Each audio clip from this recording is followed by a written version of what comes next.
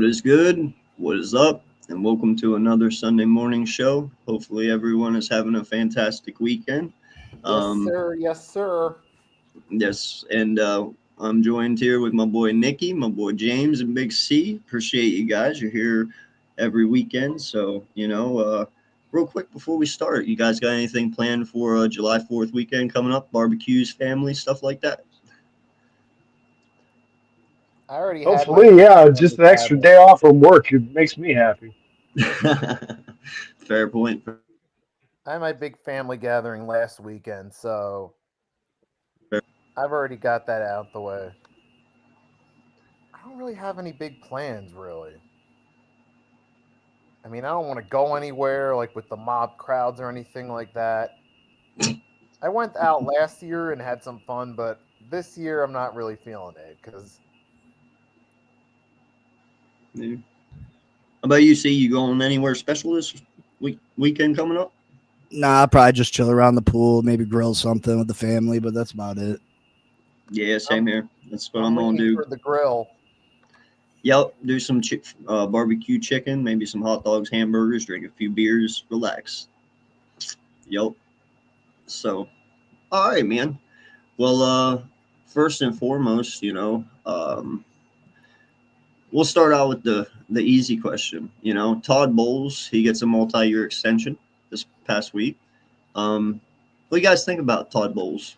And how he's done in Tampa Bay. He really had a rough start.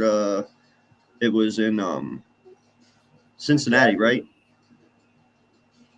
The Used to be the Jets. coach for Cincinnati, It No, was not the Todd Bowles. it or was the was that Jets. Jets? Yeah. But yeah, no, he's found some success down there in Tampa. How you guys feel about him? And it's well deserved. I mean, Tampa Bay. He has had a nice little run down there. I give him credit. He's in a better situation. He's made most of what he's had. At the same time, though, I kind of feel like he's somewhat underachieved considering what Bruce Arians did. But that was also with Tom Brady as well.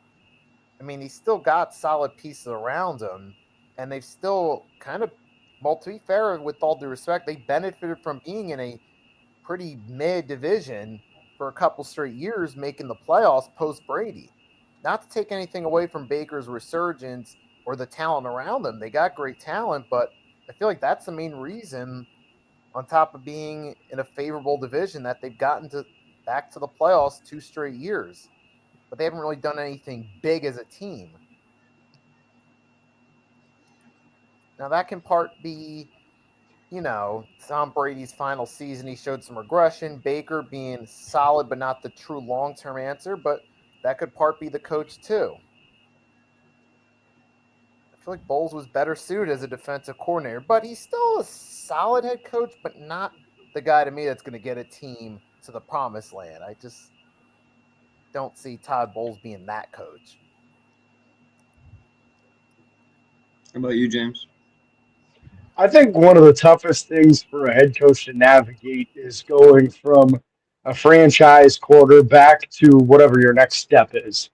And if you can do that and stay competitive and stay winning 9, 10 games, that's a really difficult thing to do. It's tough because it kind of puts you in it's a similar boat to Pittsburgh post Ben Roethlisberger. You're in kind of NFL purgatory where it's very difficult to get like that top tier quarterback in the NFL draft. So you have to draft smart. You have to navigate free agency smart to stay relevant and stay good. Otherwise, it's really easy to drop off and become a bad team. So I would say I think he's done a pretty good job and worthy of the extension. And time will tell whether or not he can put enough together on that team to make a serious run in the NFC. But I think the story is not quite over with there yet. And I think it was a really smart move on their part, grabbing Baker Mayfield. It's tough when you're grabbing a quarterback from another team, and can you turn him into something better or the best version of what he has been? Baker had some really solid years in Cleveland before playing through all kinds of injuries and not being as good at the end there. And I think, honestly, Cleveland should have stuck with him and never moved on from him. and it's really hurt their franchise pretty drastically in doing so. And it was a smart move for Tampa to pick him up, and I think they might still be able to put something together out there. Big C. I think Todd Bowles is a fantastic defensive coach. He's been all over the league, from the Browns, the Dallas, to the Dolphins, to the Eagles, Cardinals. He Yep. had a stint with the Jets as a head coach. Uh, didn't have the best results there, but I mean, we're talking about the Jets. Uh, Yeah. Tampa last year, they definitely benefited from a weak division. Um, but I liked a lot of the things they did. I think Baker Mayfield is a fantastic quarterback for them, and they're not having to pay Baker Mayfield $60 million a year, which is a huge benefit to build a team around Baker. I look at Baker as a poor man's Brett Favre. He's just that gunslinging, broken play type of player that will do anything to win. He's got a strong arm. He's got fantastic receiver options when they're healthy. And Todd Bowles is known as a defensive coach. So Yep. if Todd Bowles can get this defense to match up with the offense, I think Tampa Bay could be scary around playoff time. But there are a couple powerhouse teams in this league, and I hate to bring it back to the Dolphins just because I hate when people do that. They try to find reasons to plug their own team while talking about another team, but I kind of feel like a lot of teams are in the position of the Miami Dolphins, like the Tampa Bay Buccaneers, where that, maybe you don't got an elite quarterback, you don't got the best team or the best head coach, but you're good enough. You're good enough to be very good. Mhm. But you just run into these powerhouse teams like the Philadelphia Eagles, the Washington Commanders, Kansas City Chiefs, the Baltimore Ravens, the Buffalo Bills. So you're not getting the results that maybe you think you should, but uh, you know, there's a lot of teams that aren't winning Super Bowls around the league, and there's a lot of teams that get criticized because they're not winning Super Bowls. But we only got a couple of elite players in the league, elite quarterbacks in this league, and then you got elite teams like the Philadelphia Eagles. It's hard to overcome that. It is. You So know, it's hard to judge. It's hard to judge these teams and call them failures when the competition they're going up against is just mind numbing. I get what you mean, man. There are those special teams though, that you talk about that aren't better than the rest. Like the one I can think about it is the Giants when they dethroned Manning's undefeated season, and won the Super Bowl. Or no, that wasn't his undefeated season, but it was whenever the Giants back in the Well, they, um, they did it both times. They took at his nine, yeah, undefeated but they did them season. at 9-7 that one time, They were nine and both nine and seven. they were 9-7 both times. Yeah. So 9-17, and they went all the way to the Super Bowl and won. No one thought it was possible. It's not always just about the quarterback. Sometimes it also is the teams, like how they connect everyone together. I can't sit here and tell you that both of those teams at 9-7 should have won that year, but they did because they connected as a team. They believed in one another. They did things. So there are teams, certain teams, every now and again who can pull through with a little bit that they have to beat better teams. Maybe that will be one of these years, coming up. Maybe it will be a team no one's expecting comes in. Dude, the one thing I've realized in my life is all you got to do is make it in. Once you make it in, it's a different story from there on out. You know what I mean? Yeah, I think we're seeing less of that as the years come on, though. You know, Yeah. we're talking about 15, 20 years ago almost now. You know,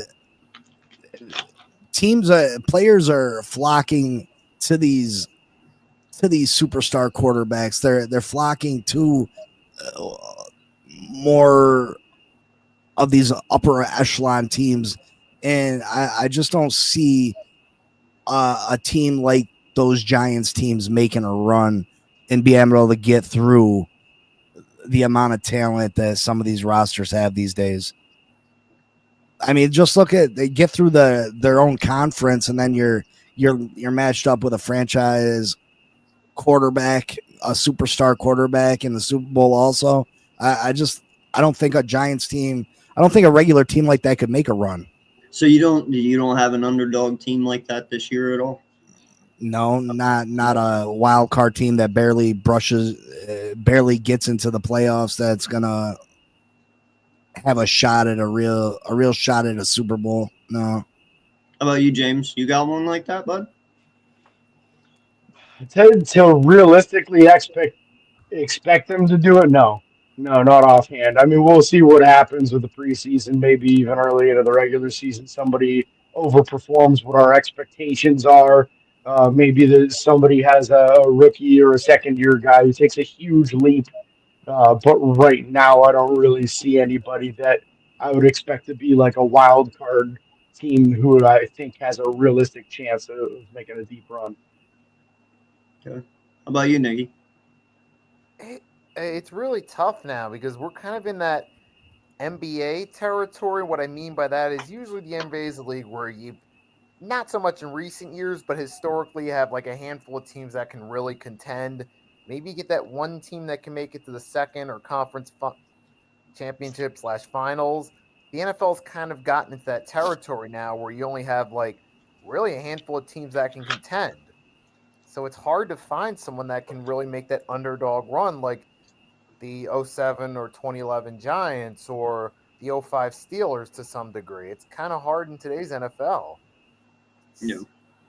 I mean, there could, if you're looking for a team that maybe could make a run, maybe to the divisional or conference championship, maybe if Jordan Love improves, maybe the Packers, possibly. I mean, here's some other team.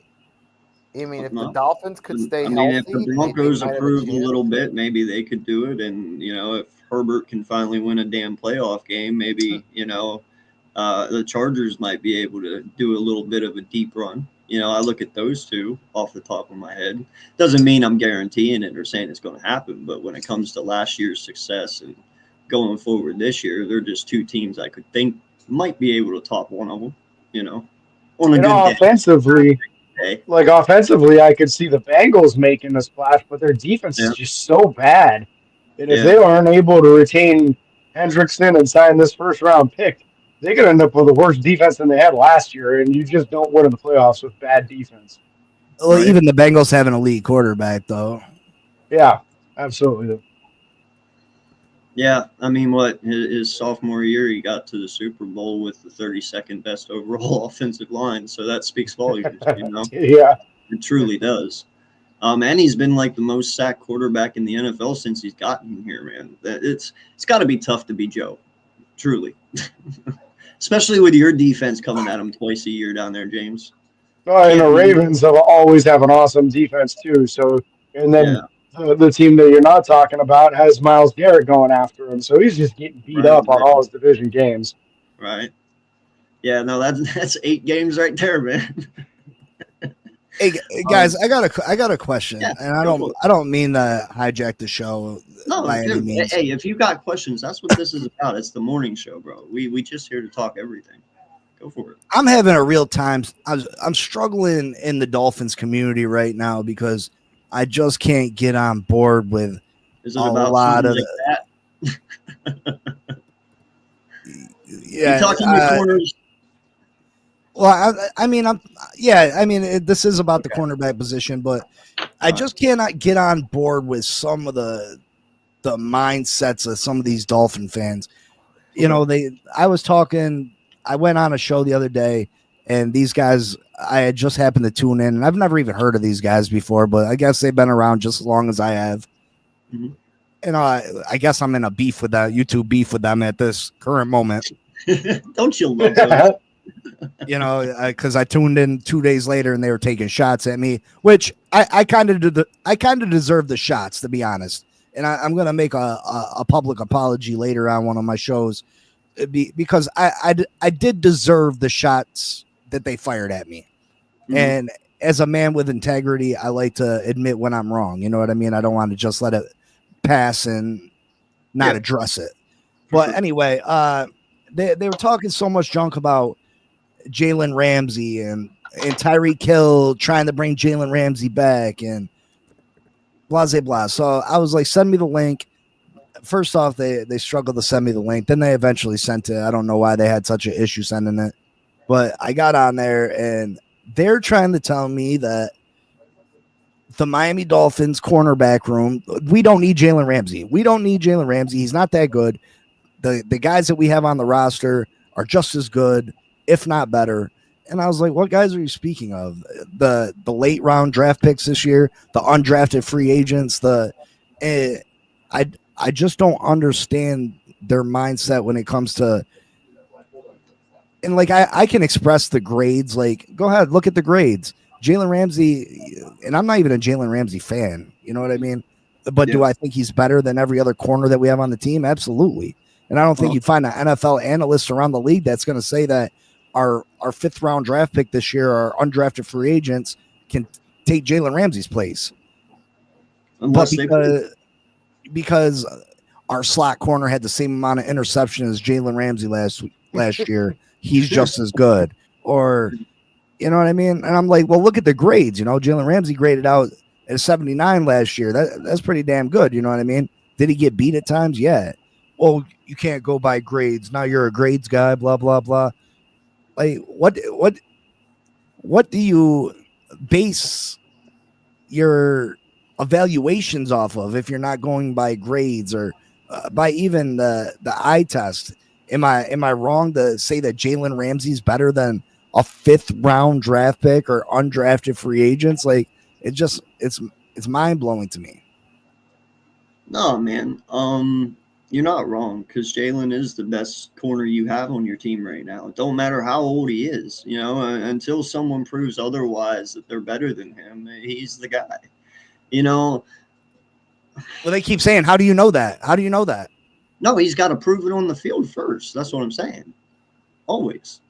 You don't know that right now. They're just going off hopes and dreams. You know, 3 years ago, Darius Slay was the best corner on my team. Last year, Darius Slay was the best corner on my team, and he was 33. I don't. All I can tell you is that I have noticed there are fans out there who think with their heart instead of their head. And then there's fans out there who are logical and try to look past certain things and be real. You know, sometimes you got to take your cap off and just be real. And that's what you're doing, and you're getting hate for it. You know, sometimes as Eagle content creators, you know, you have people out there going, oh, we're going 15-2. And then there's us that go, now, I'm not saying this year, I'm talking previous years. And then there's us that go, no, we're only getting like 10 or 11. We get hate for saying 10 or 11. You don't believe in your team? You don't think we're good? No, dude, I'm just real. What's wrong with 11 wins? What's wrong with having first seed in your division with 11 wins and making the playoffs? Like, what's wrong with that? Nothing. Why's it got to be 15? Why's it got to be 12? Everyone has their own opinion about football. And that's why I love that people argue about football. No one's wrong and no one's right. Look, I mean, at some point you gotta, you know, do I think Jalen Ramsey the same player he was 8 years ago? No. But, he's got a proven record where these guys have not shown anything. Well, they haven't been given a chance. How have they not been given it? If you were on this team last year, you were given some kind of chance. If they felt comfortable with your abilities, they wouldn't have gave Jalen Ramsey more money at the beginning of last year. You know what I mean? As a franchise, you would have been like, hey, we got some guys behind Jalen. We don't have to give him more money. You know what I mean? Correct? Well, Is that a correct assumption? Why do you think Darius Slay is not on our team this year? Because they saw last year that Cooper DeJean and Quinyon Mitchell were just as good, if not better than him. Therefore, but it wouldn't make sense to get Slay to keep him a contract extension, right? Exactly, right. But now, dude, I watch Dolphins games. You know, I love getting. I have, you know, probably 3 or 4 games that I can usually get, and Dolphins seem to be a lot of them. and I watch them. You guys have a good team, but none of your corners are as good as him. I None mean, of them. oh, hell yeah, they're an exciting None team of when them. they're healthy, for sure. But they're not as good as Jalen Ramsey. None of them. Unless they prove to me within the first 6-7 weeks this year that they are, I can't sit here and say that right now. Because Ramsey has the background. We all know what Ramsey's going to bring to that team. We all know when he's healthy and he's on the field, no one throws his way. At least for right now. I can't guarantee that 2-3 years from now, but at least for right now, when Ramsey's out there, there's a reason half of your field is covered because he's on it. Well, even the beat writers, like, we're not at practice, so you got to go by these beat writers. You got to listen to them to a point. And if they say that Jalen Ramsey's the best corner on the team, I'm going to believe them over your assumptions. You know what I mean? Yes. Like, if they say everybody's getting burnt and they're worried about the cornerback position, how do I not? You know what I mean? Like, I just don't understand where these guys are coming from.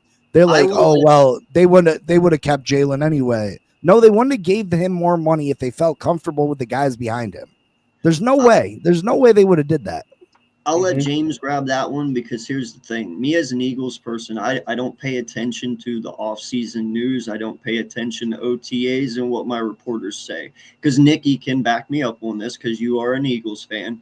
Bro, I have heard so many years running up till before 2 years ago, oh, this person is doing great. This person looks amazing. And then week 1 comes up to week, 17, and I've never seen him touch my field. There were so many years. Jalen Reagor's amazing. He looks great in practice. Yeah, he only had like 12 catches that year. Oh, Whiteside looks amazing. He's out here doing one hand. Yeah, it's just practice. Well, yeah, I think every team has that. We've had a bunch of players that I know, but they do it to us a lot. You know what I mean? So I hate it. So I'm just gonna let James grab that one because I think you're both on the same page on this and covering different aspects. Like I agree completely with AK. It was a very smart move for the Eagles. Not this most recent draft, the year before, he grabbed Quinyon Mitchell, he grabbed Cooper DeJean, two highly touted, top of the class corners. And their play on the field was excellent, which is why you move on from an aging Darius Slay, even if he is still playing good, because you know it's only a matter of time before it's going to fall off. So they made the appropriate steps beforehand. But to Big C's point, he's talking that the Dolphins have not made that investment. They're talking about undrafted guys, 5th-round guys, and later who, sure, maybe you're getting some interceptions. But my question with that is always, what do those interceptions look like? For an example, last year, and I hate to do this, especially after what you guys were talking about earlier, bringing it back to your own team, but like Dante Jackson started for the Steelers as corner number 2 last year, and he had like 5 picks. All of them were off of tipped passes or bad throws. There wasn't a single one of those that was him making a play on the ball and jumping a route or really reading something good. All bad passes are tipped passes. If you watch the games, if you pay attention to it, if you know football, you realize that, hey, this guy isn't really making plays because of anything other than luck. And to a degree, you're putting yourself in a good position, and that's how luck is happening. But he was getting smoked left and right. There's a reason they moved on from him and didn't bring him back. So if the Dolphins had that much faith in these other guys, Big C's 100% right. They would not have given Jalen Ramsey a raise before the season. You do that when you're worried about this person moving on and you want to make this guy stay happy on your team. So I think you're both 100% right in this, and I don't see why you move on from a guy like Ramsey unless you end up with you're in a situation where you have no choice, and it makes it difficult. And that was my big thing. Quick, I want to say this too. Fans need to stop getting so damn mad at other fans for complaining, because here's the way I look at it. Even though they might not watch my podcast, no matter what, when I give a player shit or I give my team shit for a move that they make, I only do it to the player and the team because I want that player to get better. I want him to prove me wrong. I'm rooting for him in a negative way because if he is good, then I look bad, which means my team looks good. So in a way, it's a win-win. You know what I'm saying? It's okay. It is okay to be tough on your teams. That's why we're fans. If there is a position like wide receiver and corner for us over 10 fucking years that my team always failed to get and always, that took a lack of accountability for it. Us as fans, we have a right to bitch because we buy their fucking tickets and pay their salary. Literally everything they do is because of us. So you as a fan have a right to bitch if you believe your cornerback room is ass. You know what I'm saying? So people need to stop laying into you because you're being negative about a position or your team, because all you want them to do is hear you to get it better so you're where we're at or James is at, because you feel right now going in with what you have isn't going to get you anywhere and you're tired of getting nowhere. You know what I'm saying? Well, yeah, there's a reason for things. If they were first round, second round picks, I'd be like, all right, you know what I mean? Well, they're fifth, sixth round picks. That doesn't mean nothing. How does that not mean anything? That means they weren't even good enough to go high in the draft. And yeah, you find your Tom Brady's once in a while and players like that, but there's a lot more players that don't become anything in the fifth, sixth, seventh round than do. Believe that. That's and why them plenty high of them draft don't picks make are their so. roster. Yeah. So Yeah, I'm plenty of gonna them don't even make the team their rookie year. If you're not good enough to get Exactly. drafted, you're as good as a first round draft pick. No. No. Or you're as good as an Hey. all pro player in Jalen Ramsey. No. Like how do Yeah. you believe that? Yeah. You're being realistic. That's what this is, Big C, is you're being very realistic, and they've got those Homer glasses on. And I get it, because I would say probably 90% of the fan base of every team has those rose-colored Homer glasses where Yep. that 52nd guy on the roster is an all-pro and he's just getting snubbed every year. And it's just not reality, and that's why guys like us have success on platforms, because we're able to be realistic about what's going on with our team. So we're able to be realistic and say, hey, this guy at this position isn't good enough. I watched him get beat 3 games in a row by average wide receivers. He's not good enough. Like, you're able to say that, and being realistic like that is something that's refreshing for a lot of people, because if you're just sitting there saying, oh, well, every guy on the team's a pro bowler, you're just not even evaluating talent, you know? And listen, man, I'm an Eagles fan. Let's not mistake this, but I am a football fan first. I only watch the Eagles because of football, and I chose them as my team. But I love football in general. I got favorites in every team. Mike Evans is my favorite wide receiver. In the last 12 years, I love the guy, but he's never played for me. We all love Jamar Chase. We all love, T. Higgins. We all love you guys like AJ. He's not even on your team. Like, football is Saquon. football. It does not matter where these guys are playing. I will always follow certain guys. You know what I'm saying? There's just it's just how football is. But I'm a football fan before I'm an Eagles fan. I just so happen to be a diehard Eagles fan. You know what I'm saying? Yeah. So no, I feel you, man. Don't ever be ashamed to be rough on your team. Don't ever be ashamed to say how you feel. Some people just can't stand honesty. You know, I don't know why. And some people, whenever they are honest, other people can't let people be honest. No, like I said earlier, man, no one's right and no one's wrong. Football is literally opinion based for every one of us.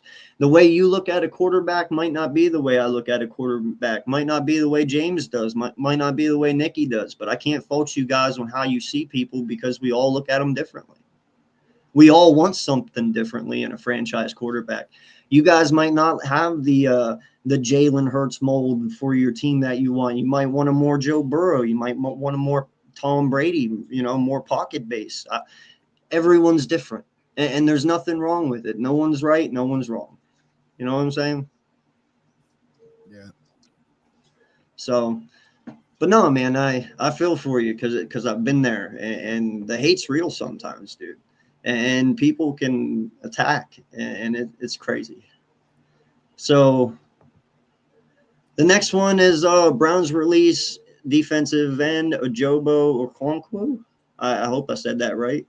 Probably didn't, but any of you guys need him? No. No, I know you don't, James. Hell no. No. No, but I got some fun takes for you on this one. I'll Go stand ahead. on the soapbox for a minute here. To me, it's I mean, I thought Okoronkwo had a pretty good year last year. I thought he got off to the quarterback a decent amount. Was one of the more productive guys playing opposite Miles Garrett in a while. But it kind of gets to this continuing pattern of whoever plays defensive end opposite of Miles Garrett not wanting to be on that team for long at all. Jadeveon Clowney told the story when he left that he was sick of getting the toughest matchup every week because Miles Garrett was just switching sides to whoever the weaker offensive lineman was. And there's a certain point in time, if you're the defensive end on the other side, why in the world would you want the toughest matchup every single week when the guy that's supposed to be the best player in the defense in the NFL is cherry picking the easiest matchups? So to me, it was no surprise to see this happen. I think somebody will pick him up. It might be one of those things where there's a training camp injury, somebody loses someone, and then they grab him. But I thought he put some pretty good tape out there last year, even with having some of the tougher matchups. Hell, we might as well just send them to the Ravens, bro. It looks like they're the ones stacking up this year, on defense. So might as well just send them there. You're already close enough. Yeah, no, it's interesting, where some of these guys might go. I wouldn't expect it to be me either. I don't think I don't know, but wherever he goes, hope he finds. Listening. Your audio is breaking up.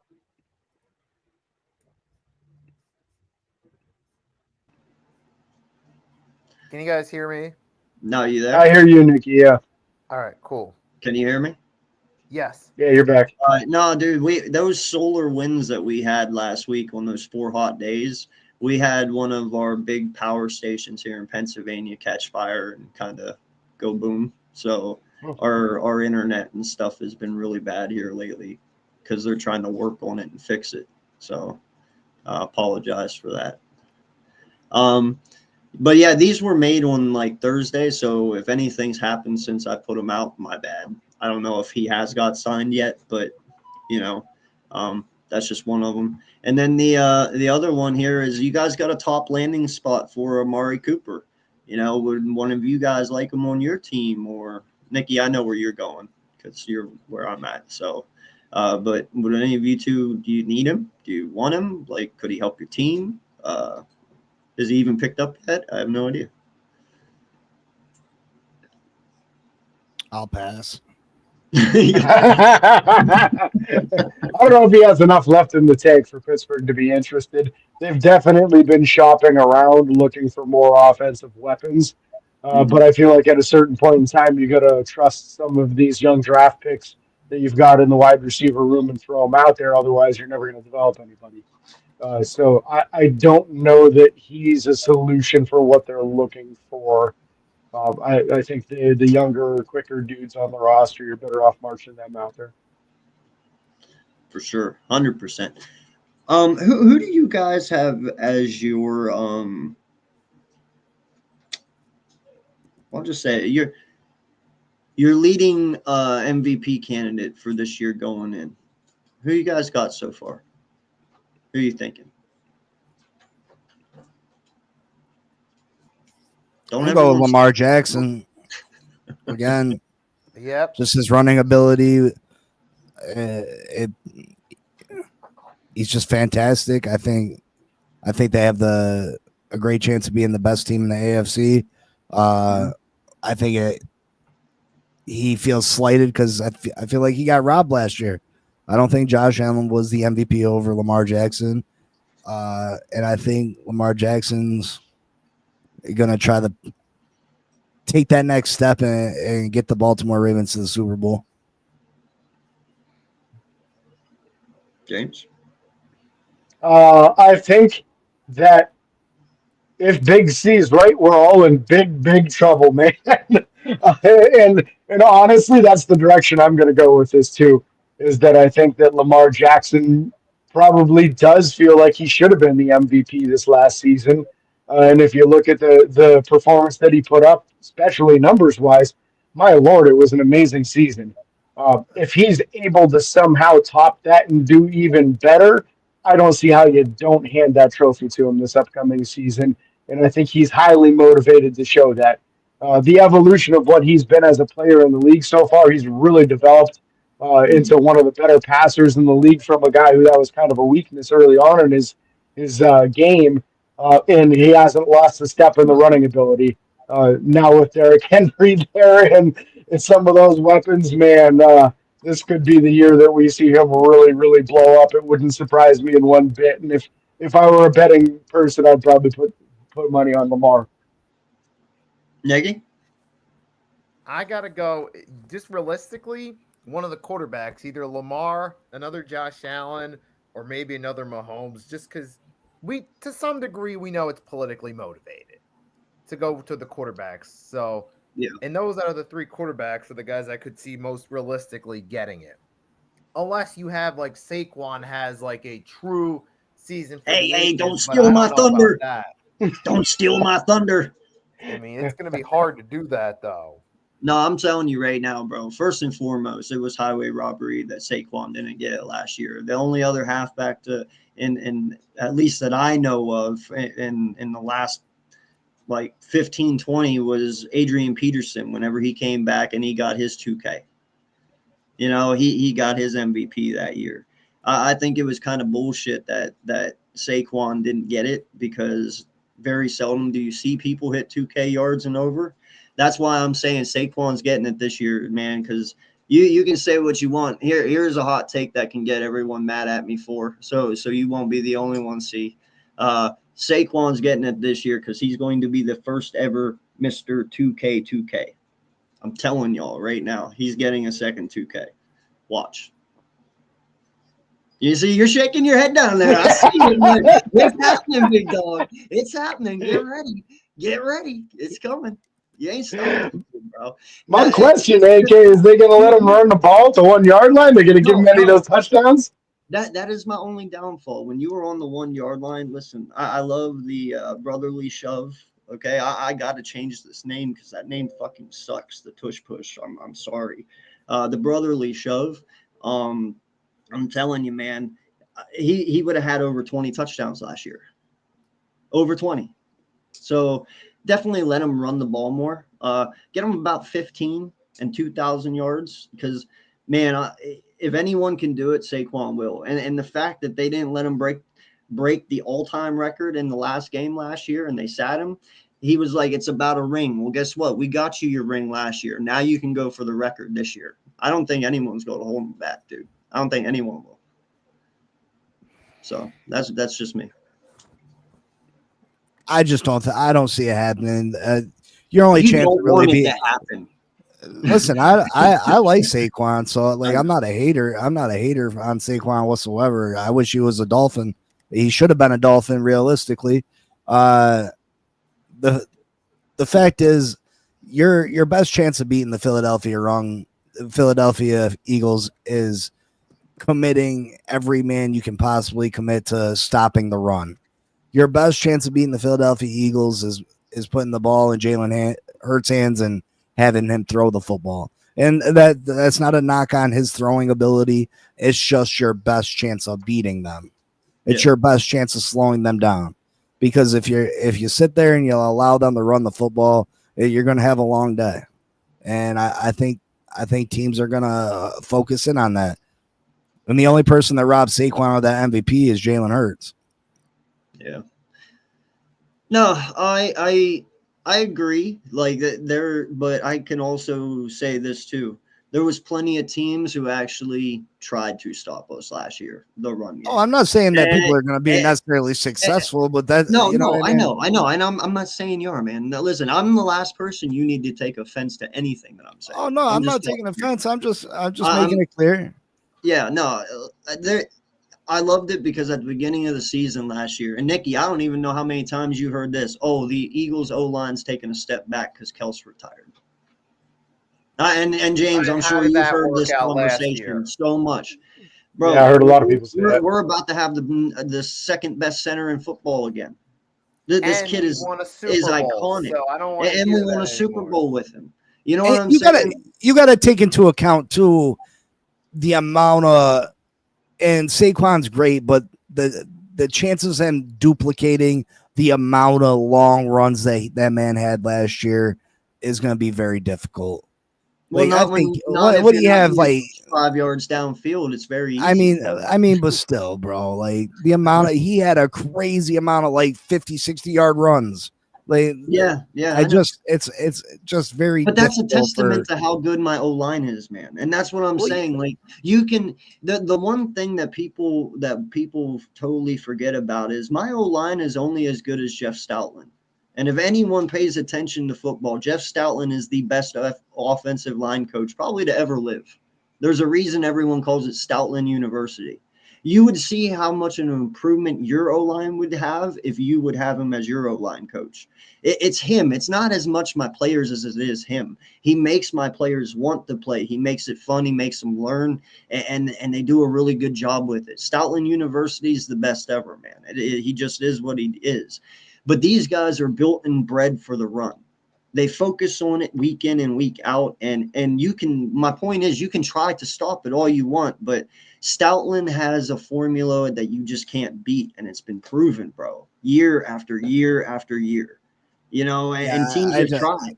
I mean, dude, Kansas City stopped us in the Super Bowl. Congrats to them, but dude, it took all 10 of their players, all 10 of them. I feel like teams are going to do that though. See, Well, then you're going to get it's killed with 300-yard passing games, absolutely, and and teams are going to Jalen's take going a to chance. win They're going to take MVP a then. chance. So Maybe he will, but teams feel like they got a better chance of beating the Eagles, allowing them to throw the football rather than Saquon and Jalen Hurts to run the ball all over you. Yeah, I understand, man. I'm just. I mean, there's been a lot of great running backs in this league, and as great as Saquon is, I don't think he's Barry Sanders, and Barry Sanders couldn't run for 2,000 yards in a row, 2 years in a row. Barry didn't have the offensive line that Saquon did, grant you, but I think that's a lot to ask. And listen, man, if he does listen, I don't need receipts from anyone. I'm just happy I called it. I just want to be the guy that said, "Yep, I said it." So listen, Oh it is yeah, what it is. I believe it though. I'm not saying it for whoopties. I'm saying it because I truly believe the kid has the ability to do it. You know what I mean? Yeah, I can see it happening. I'm not saying it's there's no chance. I can see 17, 1800 easily. I just think that 2000's a lot to ask. For sure. And I really hope the AJ Dillon signing was a way to, like, I mean, think about it, dude. The guy had 150 yards before the fourth quarter last year many times. AJ Dillon's that guy you can throw into the fourth quarter, let him sit the rest of the game because he already got his 150. As long as the guy gets 150 plus every game, he's going to do it. He will. And he pretty much did that last year. We just didn't have a back like A.J. Dillon to give him a break. This year we do. And that's all I'm saying. I think he'll do it just because it'll be a little easier for him. He won't have to be the guy all the time. There you go. Hey, Penn State, blew and through. Let's get it. Yes, sir. No, I love Barkley, man. I was so happy to see him come to my team being a Penn State fan. Well, another thing, I don't want to jinx you, but so I'm not going to say it. But what? I mean, the guy's got a little bit of an injury history, brother. Oh no, no. Well, listen, man. When do you know why he had an injury history? Because when you're getting smacked 3 yards behind the line of scrimmage every freaking play, yeah, you're gonna get injured, bro. I don't care if you're, ED. The guy was just getting pummeled. That Giants team's pretty awful. I was happy to see him go to Philly, man. I wanted to see him go to a good team. Yeah, no, man. I don't even know how he did it. I honestly don't, because their lines were just crap for the last 5 years while he was there, man. And like I said, every year he was getting popped 3 yards behind the line of. He was the most hit halfback behind the line of scrimmage than anyone, but yet he still had all those yards. Everyone saw what was coming because when you look at his production with the Giants, with how shitty their 31st, 32nd overall O lines were every year, and how much production he had, bro. Even just going to Dallas or Pittsburgh, or hell, even you guys down there in Miami, bro. He would have looked like a fucking god down there too, just because your O line is better than theirs. You know what I'm saying? That's all he needed. That's literally all the kid needed. And look, That's what he had in college too, man. That Penn State oh, yeah. offensive line was awful. Yeah, but he made it work, man, and he made it work by trucking people. Well, he don't have to truck anyone anymore because he has lanes the size of Mack trucks going down the field. You know, and just so I mean, it's going to be a very interesting year for all of us. You know, I talked to you about last week, James. I actually have very high hopes for your team this year, and it's not even because of Aaron frickin' Rodgers. You know, he just kind of makes it a little better because now I know you actually have a quarterback that is going to get the ball to him. You know, I know Mason looked pretty decent there for you guys, but that's just decent. He's still not Aaron Rodgers. You know, no matter how old Rodgers is, he's Rodgers. But I have high hopes for your team, man. I actually think you might be able to at least make a little bit of a noise. You know, we've always had good teams, just lack of quarterback play. And see, I know your frustrations, bro, but I don't know exactly how yours is going to go. I understand, but your head coach is creative, man. He's a little whiz kid, and I admire his pants. I do. You know, your coach's pants, his cankles, I think they're called, right? His cankle pants. The dude's got fashion, bro. He's The pretty Dolphins sweet. coach. Yeah, your Dolphins coach. Yeah. He wears those half pants, those ankle pants. You know. Yeah, he got them capris. Dude's got swag, man. He's got swag. It's kind of cool, I guess. You know, it's different. But I don't know, man. I don't know. Who's your halfback? Devon A-Chain. Still? Yeah. Okay. He's a good player. He's a little undersized, I think. You know, did you? I mean, we drafted Ali Gordon out of Oklahoma State, who was the best running back in the country, not last year but the year before. Okay. Oklahoma State's offensive line and their quarterback were absolutely garbage last year. Teams just decided to stop the run, so I think he can have an impact on us. But it's really about our offensive line, and you know, we got Jonah Savaianea from Arizona, one of the top guards in the country. We got James Daniels from the Pittsburgh Steelers coming off an Achilles injury. Hopefully he comes back and he's the player that he was before, because when he went down for Pittsburgh last year, he was the highest rated guard in the whole league. So I'm hoping that our offensive line improves. If the offensive line improves, that opens up the door for our passing game to be explosive again. A lot of people are haters on Tua. You know, I'm not the biggest Tua fan myself. He has disappointed in some big moments, but people seem to forget the fact that a lot of our team doesn't play good in the biggest moments. He hasn't gotten a fair opportunity, not necessarily a fair opportunity. This just been an unfinished product. We've never gotten a chance to see. All right, see you, Nikki. We've never gotten a chance to see the final product. In 2022, Tua went down with the concussions twice. He missed 5, 6, 7 games. Missed the playoff game against the Buffalo Bills, where we only lost by 3 to Buffalo in Buffalo. 2023, we had a fantastic offensive line. The defense was looking good. Tyreek, Waddle, Moser. We ran for over 20 rushing touchdowns, over 2,300 yards rushing.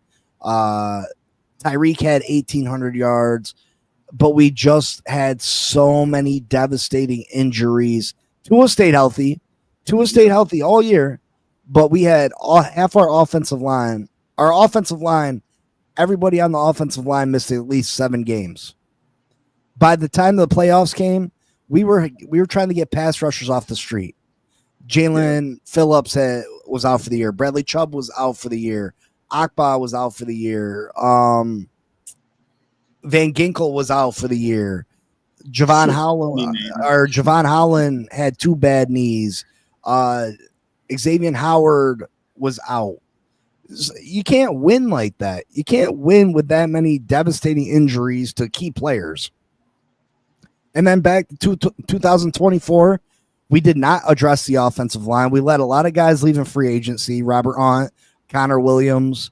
And then Tua went down with concussions again last year, missed 6 games. We went 8 games with Tua missing 6. We would have been a playoff team. And then you get to this season and people are ready for Tua to go. Oh, he can't win in the cold. He can't win the big game. Well, how do good teams typically win in the cold? How do you beat good teams? By being able to run the ball and stop the run. Yep. That's Miami's weakest areas, running the ball and stopping the run, because we refuse to address the trenches. Well, this year we addressed the trenches. Now we got good skill players. We addressed the offensive line. We addressed the defensive line in the draft. But we have this gaping hole at the cornerback position. And my thought is, address the cornerback position, do anything and everything possible, make one more run at it. This is the last year with Tyreek. This is maybe the last year with Tua. This is the last year with Bradley Chubb, Jalen Phillips. Why not take one more stab at it? Because you can't tear it completely down, because you can't trade Tyreek. The contract is just untradeable. You can't get rid of Tua this year. It's untradeable. There's nothing you can do with it. So why not take one more stab at it? And if it doesn't go the way you want, just tear it completely down next year. And people don't want Jalen. Well, the culture, release Tyreek no matter what. The culture. Listen, the culture is not going to truly change in Miami until Chris Greer's gone, Mike McDaniel's gone, and Tua Tagovailoa's gone. So you can do whatever you want and say the culture, we're trying to come up with a different culture. You can't do it. You can't do it in the middle of a coaching regime. It starts with a new coach, starts with a new general manager and a new way of doing things. And I just feel like the Miami Dolphins are good enough that if they went all in free agency this offseason, we could have at least given ourselves a shot. We haven't done that. And now I'm nervous that it's going to leave us in purgatory where we're stuck at 8 wins, not good enough to win anything, not good enough to do anything, but not bad enough to go out there and get a Arch Manning or a Sellers, or you know what I mean? Yeah. And I've seen a lot of Miami Dolphins seasons end like that without us getting the player that we need at the cornerback position. I get your worry, because you talked about purgatory. The Steelers have been in purgatory for how many years now, Bud? 5? Yeah, 5-6 years, something like that. Yeah, and they're can't even get out of it, dude. You do not want to be stuck there, because when you're mid pack, you kind of stay mid pack and you stay there, and you either got to truly try to suck to get out of it, or you got to figure out how to turn it around to win and get better. It is a crappy place to be, and I understand, man. And I've never been against Tua. I know I've given your franchise shit maybe for some of the things and the way they've handled them a little bit, but I like to.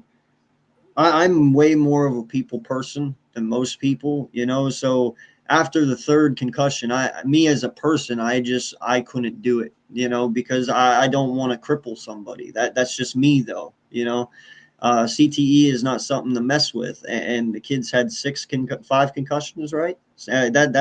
He's going to be messed up when he's older. I don't care what anyone says. He's going to have a hell of a time, and I wouldn't want to be responsible for that. But that's my own personal thing, Tua has always been a great football player.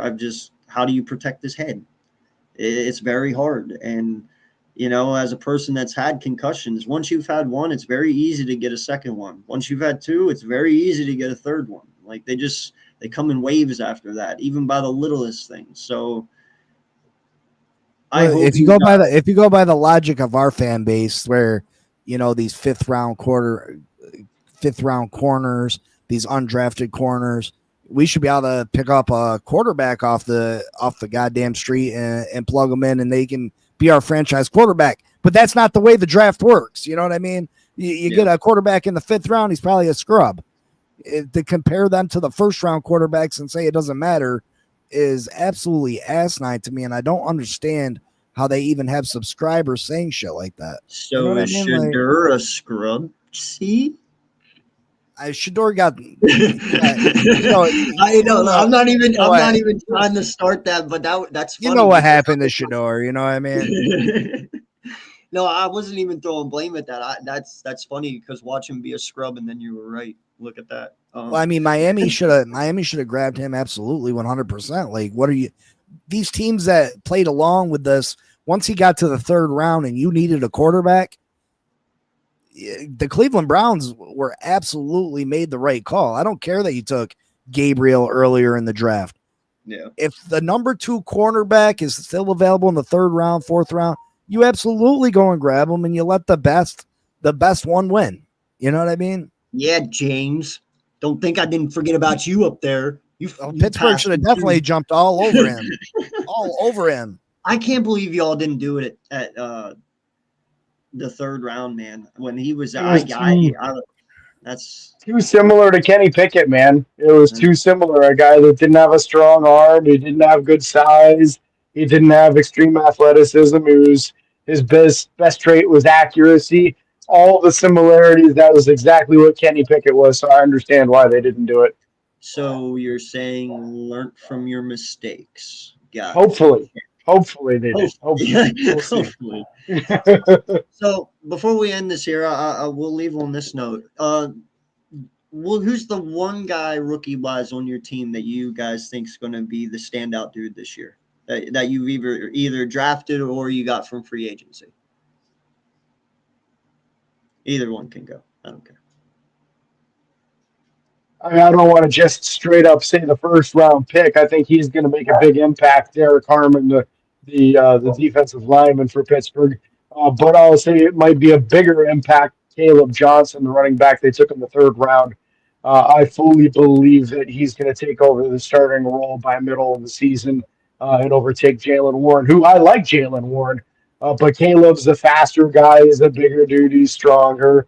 And his vision, I think, is probably even a little bit better too, with really good contact balance. His style, with an improved offensive line, he might really show out in Pittsburgh this year. So you got a power and a scat back. So if they can work together, then you might have a pretty nice duo over there. Yeah, it's basically like a 1-for-1 from Najee, except he's got a lot better speed than Najee ever had. Yeah, and probably better vision too. And Warren is a beast, man. He reminds me, should I dare say, a smaller James Conner for you guys? Yeah, it's a similar style. He's 5'8", 215. I mean, he's only small because he's short. He's a thick dude. So he wasn't stretched enough as a child. That's it, man. He's not scared of the kitchen table or the weight room, you know? No, dude, that's crazy, man, because that's why I give Darren Sproles so much credit. He was 5'6". How does a 5'6" man? Oh, he was fantastic. Anyway, see? Who's your guy?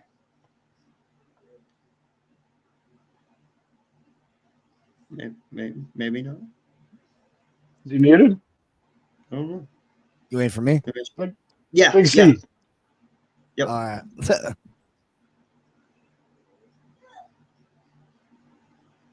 Jonah Savayanea, I think he is. Our offense needs the offensive line to open up holes for our.